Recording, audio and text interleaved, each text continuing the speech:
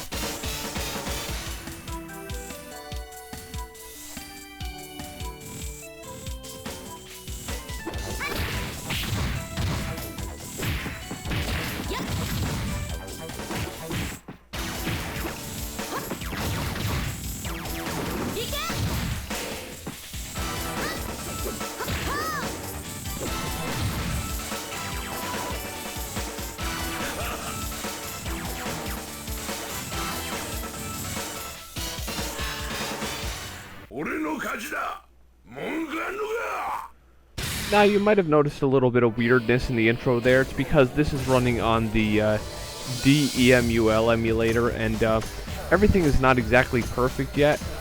As you can see, you have a selection of 12 characters as opposed to the original game's 8. So you do have a bit of a increased selection here with newcomers like Leon, Helena, who just happen to be featured in this match. And of course, without even thinking about it, you can tell that Dead or Alive 2 is a vast improvement over Dead or Alive 1 in the graphics department. As I was saying about the emulator, is the emulator has a little bit of a problem with sound. So you notice like some of the voices get muted here and there, and of course in the cutscenes, as you'll notice, some of the geometry types would break down a little bit, especially in like some of the later cutscenes. You'll see like arms and stuff disappear. But the important part is it plays great in the gameplay, and with the GPU DX V3 plugin, you'll get your graphics running fine even in just about every stage, whereas some of the other plugins you'll have a bit of a lag problem in some of the stages where it drops to about half. But yeah, in this emulator, the game definitely looks really great. And a really cool secret code, if anyone ever plays this on an emulator, the arcade version at least, is if you insert a coin, hold your punch and kick buttons, you can select Kasumi and Ayane schoolgirl outfits, which is a pretty cool little code here. Now, the version that I'm running right now is Dead or Alive 2 Millennium. From what I can tell, the two versions only have like a difference of like a few extra costumes here and there, and the survival and the tag mode are unlocked by default in the Millennium version, whereas the operator had to enter some special passwords in order to get the tag modes and everything all unlocked. The tag mode and survival mode, more like, not the, yeah. Tag mode and survival mode had to be unlocked with operator passwords, whereas here they're just unlocked by default. And as you can see here, just like in Dead or Alive 1, you have your moving danger zone in the arcade, since the arcade is quite a powerful machine. And I'm just glad to see that the emulator was able to emulate the moving danger zone. And here you'll notice some real weirdness. But it wasn't too bad. Just some missing body parts and stuff. And one thing I always thought was funny in Dead or Alive 2 was when that scene happened in the American version, in the subtitled versions, she'll be like, brace yourself, and you're thinking she's gonna attack Ein and he's going to get like really beat up, but what ends up happening is like he hits her and she gets knocked down. I always thought that was funny. But that's another weird thing about Dead or Alive 2. If you end the match hitting like the danger zone or some kind of explosion, there won't be any replay. I never understood that. It just always does that, especially like in the danger zone.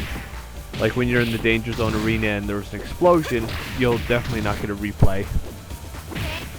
Now when I was playing this match, I actually thought I was going to lose here. And speaking of losing, you'll probably see in one of the next matches here. I'll point it out again when it comes up.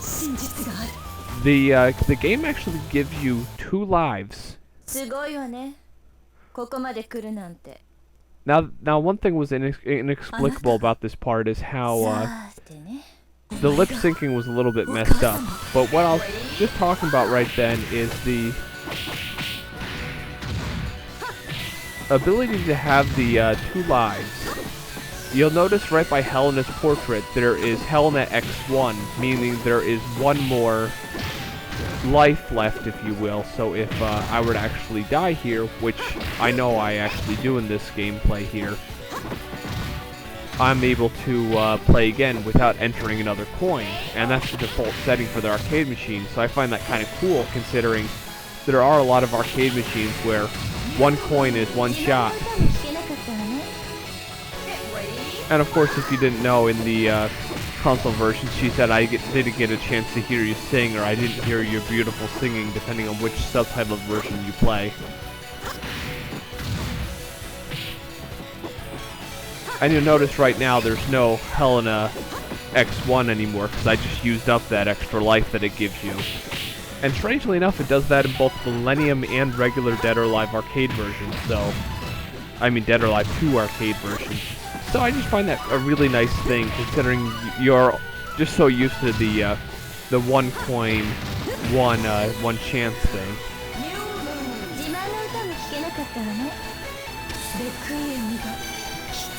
And then I inserted another quarter and I started again. This game actually hit the arcades in Japan on October 16th of 1999. It wouldn't be until February 29th of 2000 that we got our first console version, which is strangely enough the American version, but I'll get more into that in my next video, where I show off this game for Dreamcast. And of course, that's one of the biggest innovations of Dead or Alive 2. As you saw, I was able to knock Ayane off the balcony there. You have your multi-tiered arenas. Now this is the biggest slowdown of this emulator. During that fire scene, it slows down to about 30 frames per second. Also during this rain scene.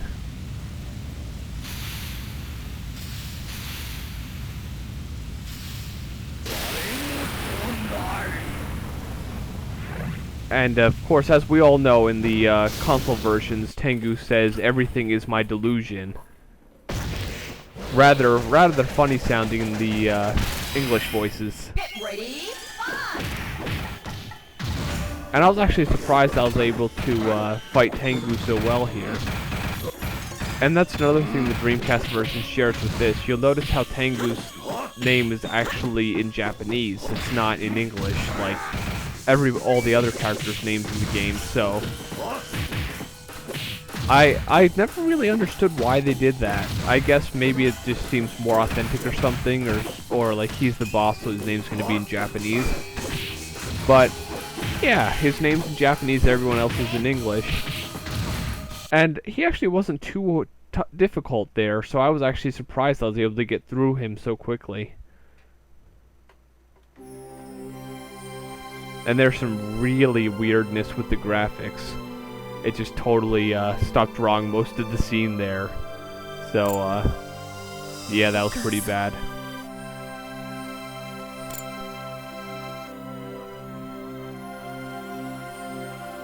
And that's another thing that's cool about Dead or Alive 2 is you have all those story sequences where you can see the character's individual story and what kind of things they're thinking about and doing in this game.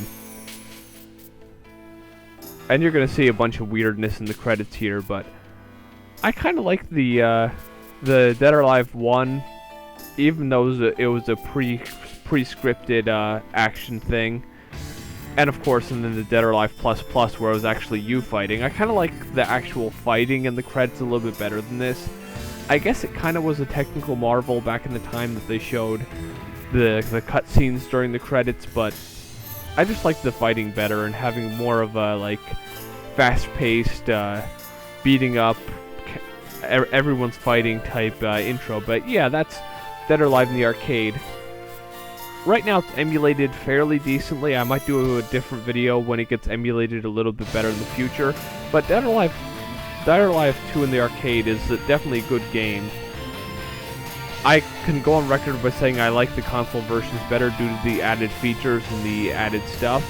But I'll see you in my next video when we will take a look at the Dreamcast versions of Dead or Alive 2. See you later.